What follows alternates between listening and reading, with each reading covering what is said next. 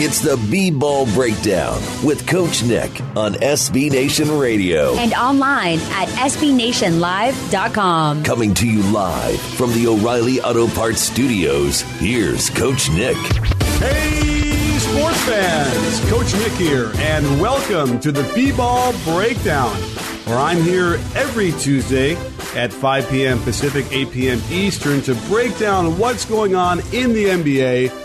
I just broke down an awesome video this morning on my YouTube channel, B-Ball Breakdown, where we looked at the effects of LeBron's hand injury. And if you were under a rock or weren't paying attention after Game 4, after the sweep, all of a sudden LeBron James was wearing a soft cast on his hand and basically said he broke his hand after Game 1, slamming it into a whiteboard after the pressure of just winning that game, I guess, built upon him so much. And I got to say, I've lost a little bit of respect for him for self-inflicting a wound like that ended up affecting his game. Now, I went through every frame and every second of games 2, 3, and 4 to look for instances where maybe the hand was an issue or the pain was a lot. And it's a really interesting video with a lot of great information and observations you should go check out over at the YouTube channel, B-Ball Breakdown. But it was a really fascinating thing to do. Also, what I did, though, is when you watch multiple games in a row where you're just isolating on one player, it's a real eye-opener just to know what kind of player that person is. He's not blending in with the other five. You're just literally watching him pick a seat or not run or run hard or maybe do things you didn't even notice that were really good. And certainly with LeBron, it was a really interesting thing to just sort of isolate only on him since most people do that, but when he has the ball only.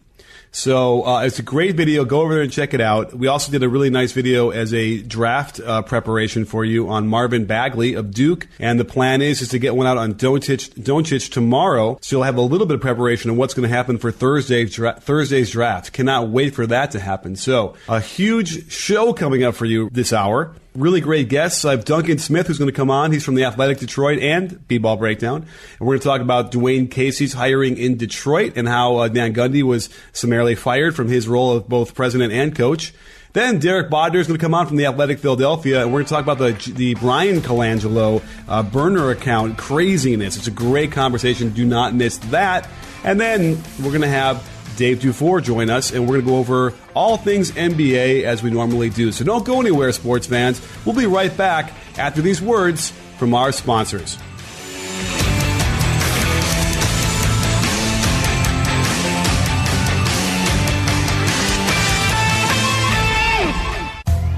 It's the B-Ball Breakdown with Coach Nick on SB Nation Radio. Coming to you live from the O'Reilly Auto Parts Studios, here's Coach Nick. And we are back, sports fans. As always, it's Coach Nick here on every Tuesday. We are here with you, and we're going to talk a little bit about what's going on in Detroit.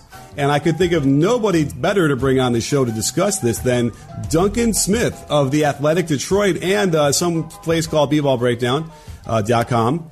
And Duncan, thank you for joining us and talking about what's happening in Detroit and what we should expect.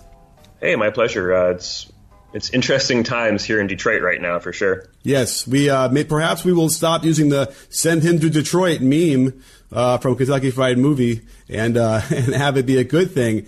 So let's just break into it real quick about Stan Van Gundy and how he was fired, because what was interesting to me was that he originally got hired as basically the president and the coach, meaning that he wasn't going to get fired, and he took that out of the equation. But what happened that led to this event? It's funny. Honestly, I think if Reggie Jackson doesn't get hurt in December last year, I don't think we're here talking about this. Really? There were a lot of things that just didn't quite go right, and some of them were basically Van Gundy moves, just asking for trouble. I think Reggie Jackson gets kind of a bum rap, on Twitter and in the basketball sphere in general. A lot of that, I think, comes from some perceptions of his behavior in Oklahoma City, which I think has kind of been debunked to some degree over time. His locker room conduct in Detroit, to the best of my knowledge, from what I've heard from people in there, has been nothing short of exemplary. But at the same time, when Stan Van Gundy brought him in, it's not as though his health concerns weren't already known. So while I think a lot of what went wrong ultimately falls on Reggie Jackson's knee and ultimately his ankle, a lot of importance was put on something of a rickety, not necessarily top-notch health point guard.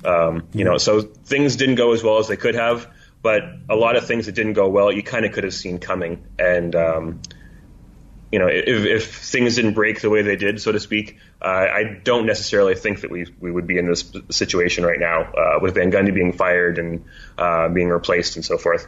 Fair enough. So remind us all who ended up taking most of those minutes after Reggie went down. It was Ish Smith, and I think that's another misstep of the Pistons front office. That when you have Ish Smith on the floor, you need to have a lot of shooters, and the Pistons didn't really surround Ish Smith with the personnel that you would hope for. I think Ish Smith is a really good backup point guard, but he was not necessarily put in a position to succeed because he's not a fair match for a lot of starting point guards around the NBA. Fair enough. So obviously they had playoffs on their mind. Reggie goes down. The season kind of goes down in flames. And they don't have a terrible record, but they don't quite get into the playoffs. So I guess this was just sort of the owner of the Pistons must have sort of stepped in and be like, well, I'm now going. I can't just get rid of you as a coach and keep you as a president, right? That would be sort of strange.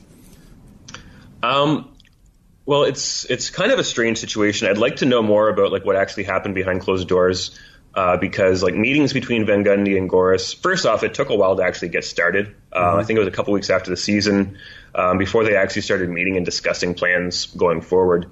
There were a couple of postponed meetings, so it really seemed as though they were going to talk about things, but nothing really was going to change because it just took so much time to get things rolling in the first place. As it turned out, Van Gundy was willing to step away from the front office duties and just focus on coaching. In my opinion, if I was running things with the Pistons, that would have been enough for me. I think Van Gundy is a very good coach. I think that the problem was he just, as with all of these guys who are trying to coach and run front offices at the same time, it's just too much job for one man.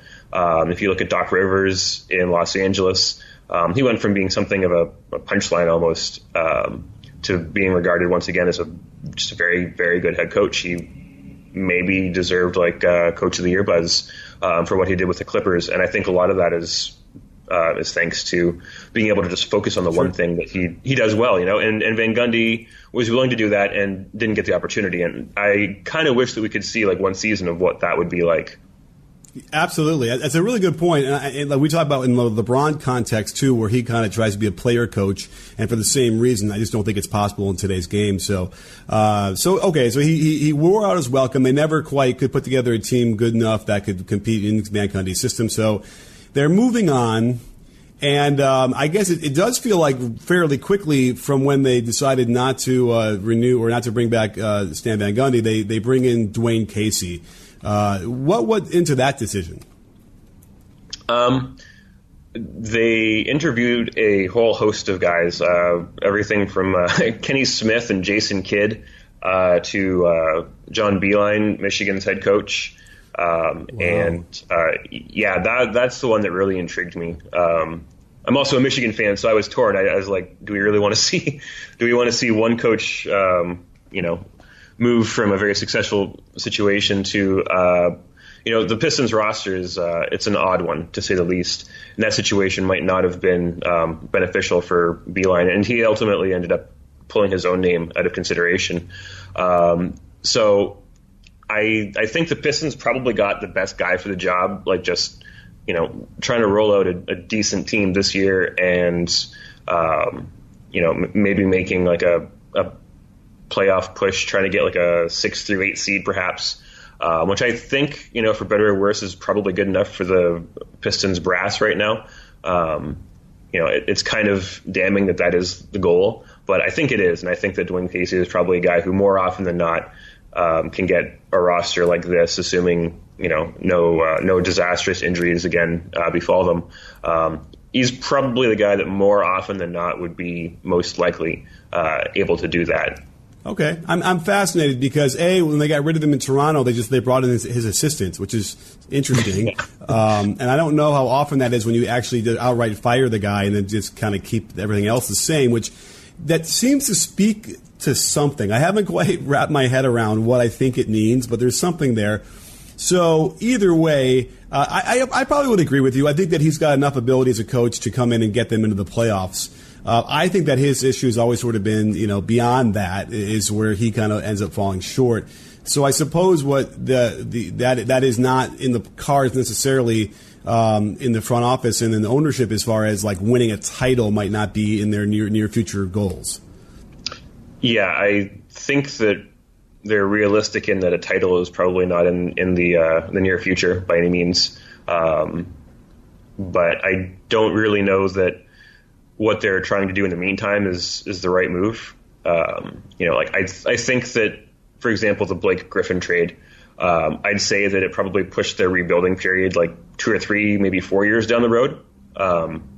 Whereas like if they had not made the Blake Griffin trade and like maintained what little flexibility they had, kept the draft pick, got a kid, maybe if you have to trade Tobias Harris, you can do it for something that is not going to be a gargantuan weight on your cap for 5 years.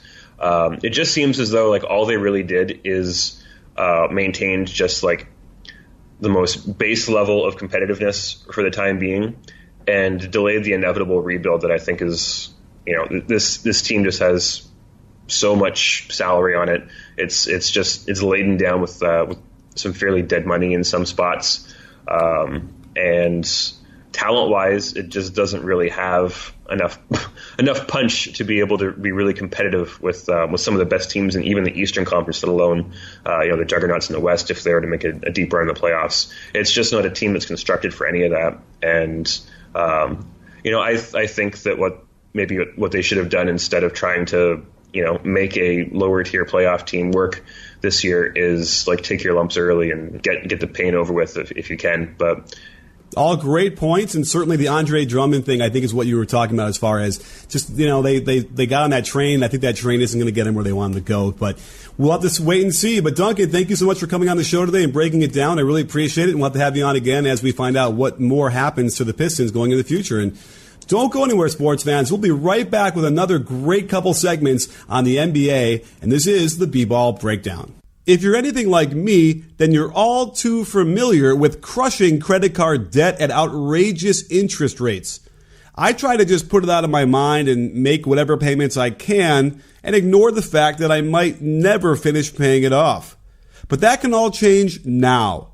Lightstream allows you to lower that interest rate and consolidate your debt so you can finally get a handle on your finances. If you have good credit, you can get a credit card consolidation loan anywhere from $5,000 to $100,000 at a 5.89% APR with AutoPay. Better yet, if you go to lightstream.com/breakdown, you'll get an additional interest rate discount, all with no fees. The only way to get this discount is to visit lightstream.com/breakdown. So lift the burden of debt off your shoulders, get some breathing room, and visit Lightstream today. It's the B-Ball Breakdown with Coach Nick on SB Nation Radio. Coming to you live from the O'Reilly Auto Parts Studios, here's Coach Nick. And we're back, sports fans. It's Coach Nick here. This is the B-Ball Breakdown, as you probably just heard from that awesome voice of the guy who announces these shows. So thank you very much for that. And we now have our next segment coming up, which will be a really good in-depth dive into a few of the guys who are going to get picked in the NBA draft coming up on Thursday. And I know a lot of you guys probably are into the NBA and may not be following what's going on in college so much. I guess I'm talking about myself. So I want to bring on one of our resident experts to discuss who is the top pick or the most likely top pick and what his game is like, and some other people too. So let's bring on Dave DuFour, my partner in crime over the podcast, to discuss what's happening with the draft at the top. So Dave, thank you for joining us from a remote location. That's right. I'm in beautiful, rainy, cold, Big Sky, Montana. Oh, no, it's rainy and cold in June? Oh, it's great, though. It's nice because, like the rest of the country is dealing with record-breaking heat right now, and I'm wearing a rain jacket and kind of bundled up. It's awesome. Nice. We certainly in LA are not experiencing record-breaking heat either, so I'm on the same wavelength with you there. Well, let's dive into this because the draft is coming up. It happened so quickly that I wasn't even ready to get all my other videos done. But hey, let's talk with the top of the draft. Who do we think is going to get picked first? Well, all of my sources and everyone else's sources and signs all point to DeAndre Ayton from the University of Arizona being the first pick for the Phoenix Suns. There's a lot of connections there. The owner of the Suns, Robert Sarver, is a U of A alum. Ayton he lives in the Phoenix area, went to high school there. There are plenty of off-court reasons to take Ayton number one for the Suns. But on the court, it makes a lot of sense as well. He's going to be, from the jump, he's going to be very good offensively. I can even see him doing something crazy like averaging 18 to 20 and 10 as a rookie. He's that good offensively. Everything looks like it's going to be Ayton. Huh. Well, okay. Sounds fair to me. I do know that the new coach of the Suns did coach Luka Doncic in Europe, or that you think that that's not even a thing? No. Well, so think about this. Igor Kokoskov is his name, and European coaches with all of his national team experience got a lot of experience working with European bigs. So he's going to be able to maximize the skill of DeAndre Ayton. And, if you're drafting a guy because he has a relationship with the coach, that's poor planning on your part, and I'm not putting it past the Suns. But, Luka Doncic, whoever drafts him is going to have him under team control for 7 to 9 years. Igor Kokoskov probably is not going to be the coach of the Suns that long. I mean, just reading the tea leaves, and the way these things typically go. Good point. Well, let's get back to then the notion of what Ayton can do here. So let's see here. He is not really a traditional big man, and I suppose, his body type, who would you compare him most to right now in the NBA? Well, I don't know if there's anyone like him in the NBA. He's kind of built like David Robinson. He's 7 feet tall, he's 260 pounds, he's ripped, and I still think he's got room to develop his body, especially once he gets in an NBA strength and conditioning program. He's got a 7'5" wingspan, 9'3" standing reach. He is just a physical specimen and a tremendous athlete. He kind of moves like a ballerina, but at the same time, he's got a lot of bulldozer in him. He's really impressive physically. And so there's not really, I don't know that there's anyone like him. A lot of people compare him to Joel Embiid. Joel Embiid is bigger, thicker, and I don't know if he's quite as nimble as Ayton is. He's very unique. Huh. What about any other special skills like, can he shoot it all? So he actually shot 74% from the free throw line. He's shown quite a bit of mid-range touch, oftentimes settling for mid-range jumpers when he shouldn't. I do believe he'll have three-point range at some point. He took like 30 at U of A. So I do believe he'll stretch out the three-point line. It's almost a necessity in the modern game if you want to stay on the court, as we saw in the playoffs, not only to be able to step out and shoot threes, but also to be able to defend on the perimeter, which he's surprisingly adept at. But I do believe he will develop that part of his game and be a pick-and-pop threat, as well as, he's a high-level finisher on lobs. So, he could wind up being a really, really good big man. It does sound like that. I've seen the form of his jump shot actually looks really pretty good. He's got good rhythm, and it looks like, the release is good, right? Would you agree with all that? Yeah, I think it's really smooth. He's got really good rhythm, as you pointed out. I think his hands are great. His feet could use a little bit of work, He kind of kicks one foot out a little bit, and I don't quite like that. Kind of brings him off center. But other than that, it works. And he actually makes that shot. So, I've watched him live now for almost 2 years. You know, I think I've seen him like a handful of times, and he's always impressed against the competition that he's played against. So I'm really excited to see what he does at the next level. For sure. And a lot of times those kind of guys are, even better when they're around pros compared to where they are with their teammates in Arizona. That said, the pros that are on the Suns, aren't like exactly the uppermost level pros in the NBA. So how is that going to work, you think, with what they have now with guys like Devin Booker? I mean, and as we move on from there. Well, one of Ayton's big deficiencies to me that really jumps off the page is that he's not a great screen setter. He doesn't make a lot of contact, not physical. He's going to have to improve that. And I think that's where Kokoschkov is really going to come into play and working with him on those sort of things. The other parts of the big man game that are important on offense, setting screens, tap outs, things like that. A lot of stuff that doesn't show up on the stat sheet, but is more hustle play. And so if he can do that, I mean, him and Devin Booker in a pick and roll could be deadly. With Ayton as a pick and pop threat or a lob threat going to the basket, it'll open up Josh Jackson's shooting. He'll have more open looks, not to mention a little bit of Josh Jackson, DeAndre Ayton pick and roll. And I even think for Dragan Bender, if they want to run the two big lineup with Dragan at the 4 and Ayton at the 5, Dragan shooting and perimeter passing, I mean, that could really be something. You could have a nice inside-out big man game. Fair enough. That does sound. I mean, hey, it's irrational exuberance time. So, I'm thinking, and there should be when you get a guy like Ayton, it definitely feels that way. Like it's my goodness gracious, basketball reference has autoplay. What is that? You have to think that at the very least they're going to win more than their 21 games, which I suppose they did on purpose. What do you think they're going to do with the addition of how many wins they're going to get? I don't know because it is hard to tell, and he is a rookie, and how many rookies actually contribute to winning? Not a ton. Most rookies are bad, and I think he's still going to be bad defensively as a rookie, but I do think he'll come around. But offensively, I think he's special, and I think he's going to be special.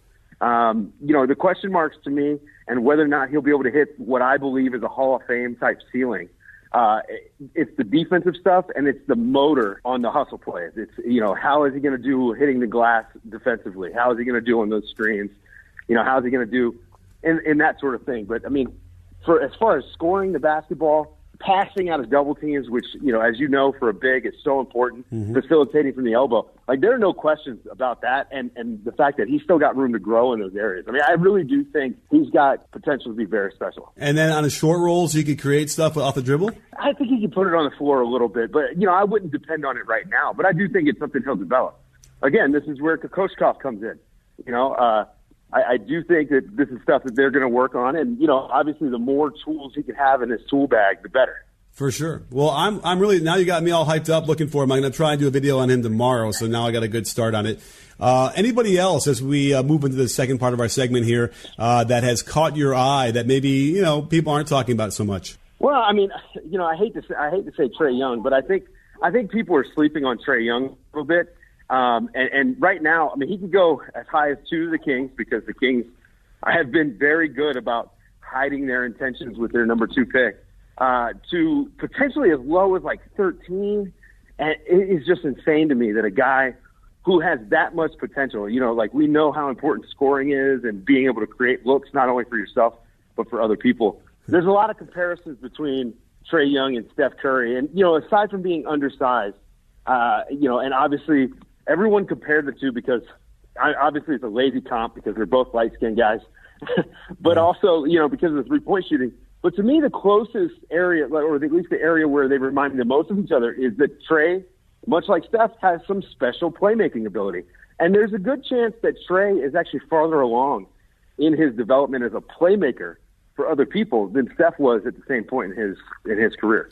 Well, I'm all in. I loved what I saw from Trae Young in the middle of the season. And as I got so knee-deep in the NBA stuff, I lost track. But clearly, the last, month or so of the college season, he became a persona non grata, and it's kind of weird to me. Well, so this is one of those things where you actually need to watch the games rather than look at the stats. And I think that a lot of Twitter especially falls victim to this, and including ESPN showing a highlight reel of his misses, like bad misses. Trae Young had a 37% usage and a 46.5% assist rate. No other player in NCAA history has ever done that. It was just insane, the workload he had. There was not another single NBA player on his roster.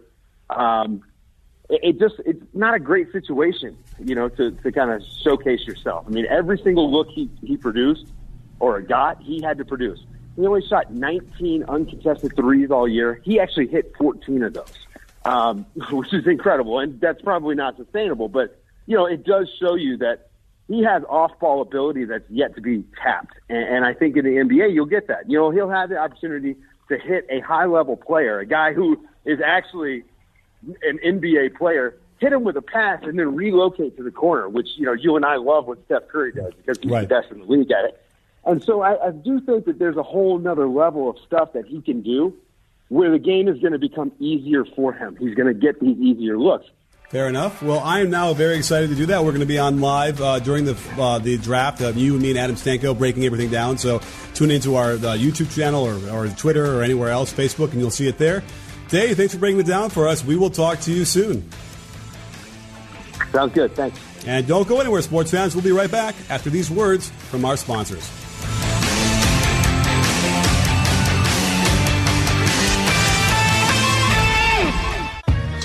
It's the B-Ball Breakdown with Coach Nick on SB Nation Radio. Coming to you live from the O'Reilly Auto Parts Studios, here's Coach Nick. And sports fans, we are back. As always, again, this is Coach Nick on the B-Ball Breakdown every Tuesday on SB Nation Radio. And a really interesting thing happened a month or so ago when we found out that there were some burner accounts going on in Philadelphia. It's kind of a sordid story with lots of innuendo and rumor, so I needed somebody to come in here and break it down for us and make clear what exactly happened and how and where and why and what.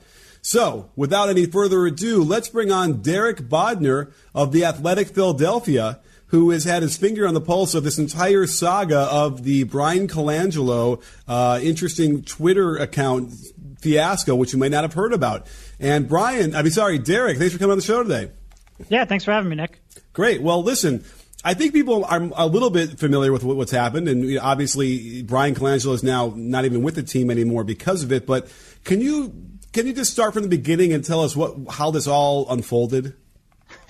Yeah, so there were 5 Twitter accounts, which The Ringer, Ben Dietrich of The Ringer, kind of flagged as having activity that would suggest they were tied to Sixers former GM Bryan Colangelo.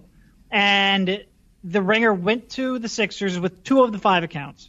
The Sixers acknowledged those 2 accounts and then shut down the remaining accounts, even though The Ringer hadn't informed them of that.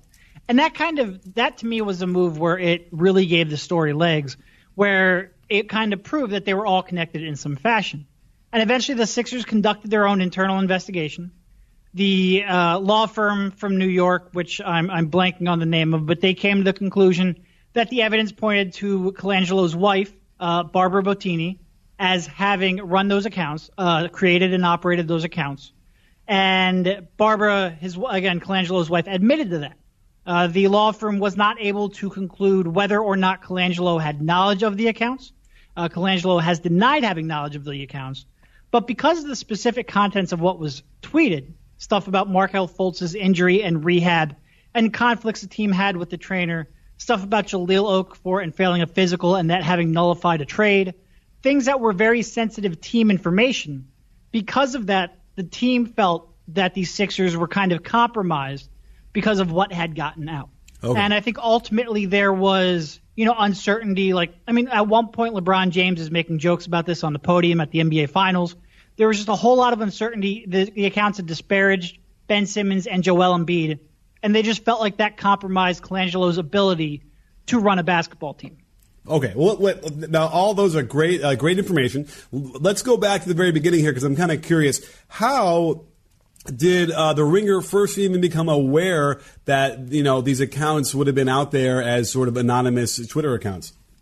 Yeah, it's they received an anonymous tip. I believe they said in a story they never even found out who the tipster was.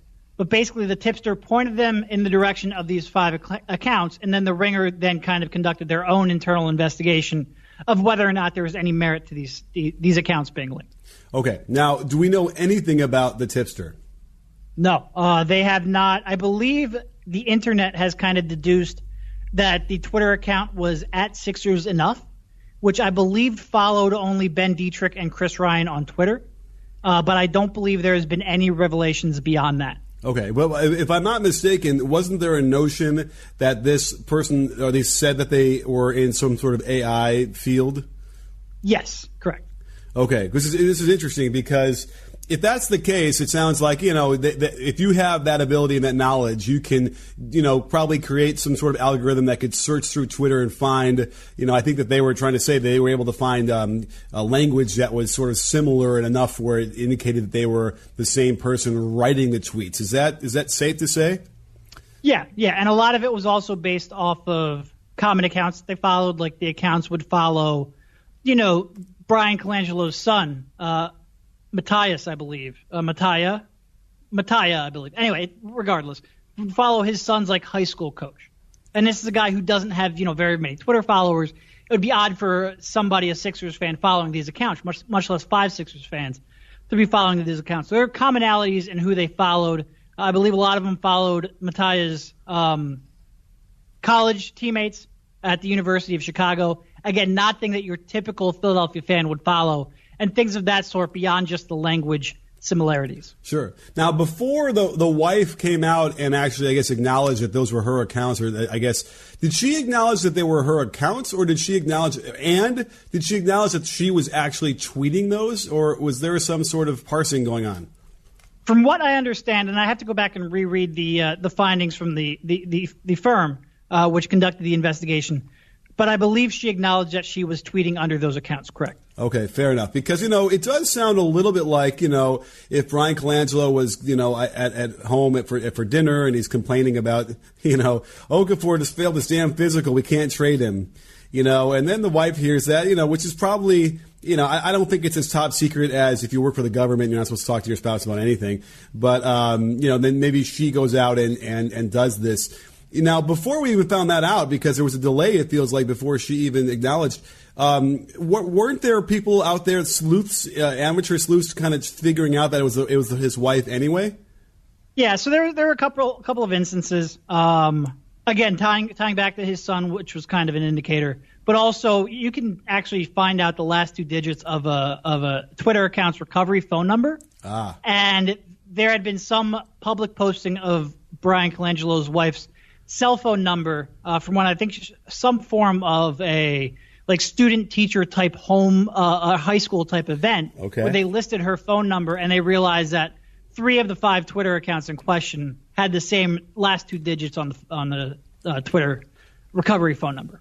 Okay, this is getting crazier and crazier. So, because in theory, if I were going to create a burner account for me, and you have to use a different phone number or a different email address, in theory, I might just use my wife's information to do that.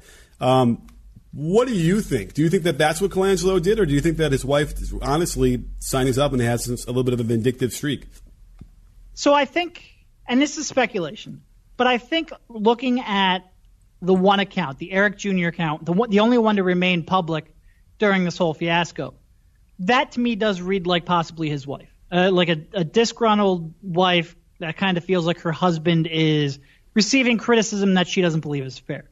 Okay. There are other accounts, specifically one that was called Still Balling, S_Bonhams, which I got access to some of the tweets, and it read to me a little more like a basketball guy was tweeting about it. Now, I don't know if that is somebody close to Colangelo. I don't know if that is maybe, Jerry Colangelo or Brian. I don't know. But it wouldn't shock me if there was both his wife's involvement and maybe more to that story that we don't know.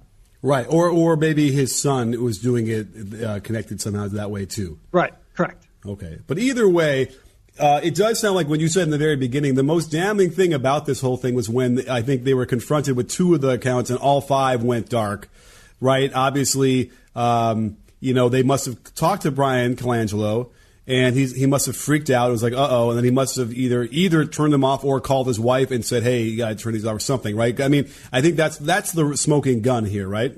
Yes, correct. Yep. And so either way, now out of that, there was a delay, though. They didn't sort of out and out fire him. right away, right? No, they. Well, what's initially interesting is the Ringer contacted them initially on May 22nd. Those remaining accounts were shut down on May 22nd, but apparently the Sixers ownership group didn't know about it until May 29th when the story dropped. So there was a miscommunication in the chain of command there. Somebody, either didn't take the threats credibly or didn't escalate it up the food chain. So they got a late jump on that to begin with. And then they hired this law firm, which was like Paul Weiss law firm to go do the investigation. And they waited a solid week for that investigation to conduct before they took any action. Fair enough. And then the action was pretty swift. Now, let me ask you this. Does Bryan Colangelo get fired if LeBron James is not a free agent this summer? I think a lot of that depends on how the Sixers players internally reacted. Like if Joel Embiid, the night this story dropped, Embiid went on Twitter and basically added one of the burner accounts and said, like, Sam Hinkie was smarter than you, and like he's making jokes about this on Twitter. And I think if that relationship is going to be tough to mend, and I do think a lot of the players took that. I took exception to some of the things that were tweeted. I mean, these were pretty inflammatory statements about Embiid, about Markelle Fultz, about a bunch of the Sixers' core players. If he can't repair those relationships, the outcome might be the same. If maybe the releasing of the medical information, that might make, let's say, pursuing Kawhi Leonard more difficult. That might have been enough to do it. I think ultimately it could have happened even if LeBron James wasn't making jokes about it and wasn't on Twitter. And wasn't a free agent. Yeah, I mean, because obviously what I'm trying to get at is, obviously they want him to go to Philly, I imagine, and they can't afford to have anything hanging over their heads at all. Whereas, although it's kind of a moot point because it seems like he's a free agent almost after every year these days, so it wouldn't have mattered. And I agree. I think that it's a pretty damaging thing. I think it's a damaging thing to the marriage, I suppose, because I'd have to imagine that, chances are in this situation, if the wife was tweeting, that he probably simply didn't know about it, obviously, right? Because if he did, he would have had her delete those tweets, right? He would have been freaking out at her way early on this thing, and they wouldn't have been able to grab hold. Yeah, you would think he wouldn't have known about it because, like you said, this is the risk reward of this was way not in his favor. And I'm sure his wife just never assumed anyone would ever put all this together. But I would also assume that Bryan would be smarter and have that shut down pretty quickly. I agree with that. Right. So I'm willing to agree. It does sound reasonable that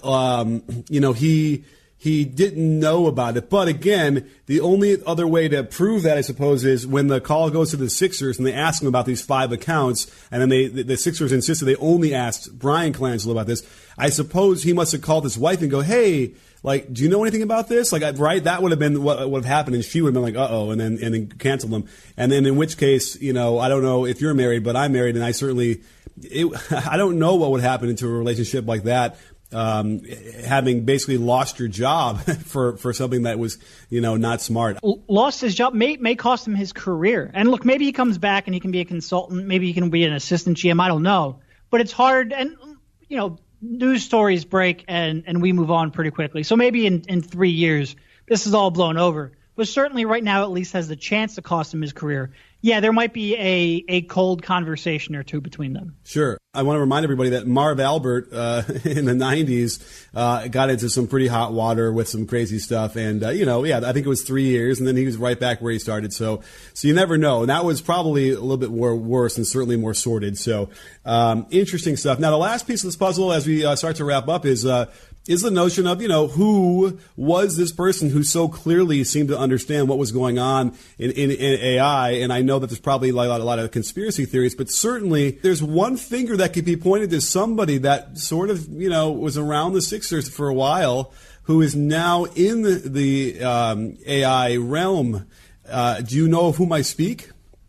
Yeah, I certainly understand the implication there. I think what I'll say is that there's a lot of people geared around Twitter data and mining that data and making use of that data, mostly for marketing reasons. But, I mean, there's a lot of people, I think, who would have I think the skill set required to do what was done is wider than I think we give it credit for. And I think the possible outcomes could be much, much wider. Sure. And, Sam Hinkie, that's what we're thinking. Anyway, so, right, of course. Derek, thank you so much for coming on the show today. I really appreciate breaking this up down. Really fascinating story. Who knows? Maybe some more information will come out of it, but definitely we'll check back in with you to find out more and about more of the Sixers going on in the summer. So don't go anywhere, sports fans. We'll be right back after these words from our sponsors. It's the B-Ball Breakdown with Coach Nick on SB Nation Radio. Coming to you live from the O'Reilly Auto Parts Studios, here's Coach Nick. So there you have it, sports fans. Another show in the books, in your ears, in your brain. Another great show. Duncan Smith broke down what's going on in Detroit and what that means with Dwane Casey taking over after getting summarily fired by the Raptors after winning the Coach of the Year award. Which, by the way, seems to be a bit of a kiss of death these days because quite a few of the Coach of the Year award winners get fired pretty quickly. This one might have been a little bit quicker than normal, but again, they got swept. They didn't look that well prepared in the playoffs, and they didn't maintain their new playing style that they had through the regular season. They didn't maintain that in the playoffs against the Cavaliers, and then also were somehow allowed to let their mental strength disappear in that series. It was very frustrating to watch, and it only went 4 games. So we'll have to find out what happens in Detroit. Derek Bodner broke down the saga that went on in Philadelphia. I guess it's over now, sort of, but there's probably going to be a little bit more information coming out about Bryan Colangelo and his burner accounts and probably the wife's burner accounts. And I think that the most reasonable explanation there is, yes, I think his wife probably established him. Maybe his son had one of them. I don't know. Although it does seem like one other person, if it wasn't Colangelo himself, had control over the other 3 accounts. They got all shut down. So I don't know how that works. I don't know how the relationship keeps working when his career could very well be over now from this. And he's not necessarily in the age range where he can just sort of start over in a new career necessarily, but we'll see. And we had Dave DuFour on to talk more about the NBA. Let's look forward for a bit because in a couple of days we're going to have the NBA draft, and there's going to be a live show on YouTube and on Periscope and on Facebook on all of our B-Ball Breakdown channels as we go over the draft picks live in real time. And I'll have Adam Stanko, who is an expert of an expert on all the college players, and then Dave DuFour will join me as well. So we'll have the information you're going to want to have during the draft about who's getting picked and how they fit. I'm looking really forward to that. It should be a great show. It will be a great show. And then we have free agency coming up. We got to figure out where LeBron's going, and I have a great video coming up about that. And don't miss the video I dropped today about LeBron's injured hand in the finals and whether or not it affected him. Huge response so far about it. So you should get in there and get in the comments and let us know what you thought as well, because as I always tell everybody here at B-Ball Breakdown, we're not a channel, we're a conversation. You in?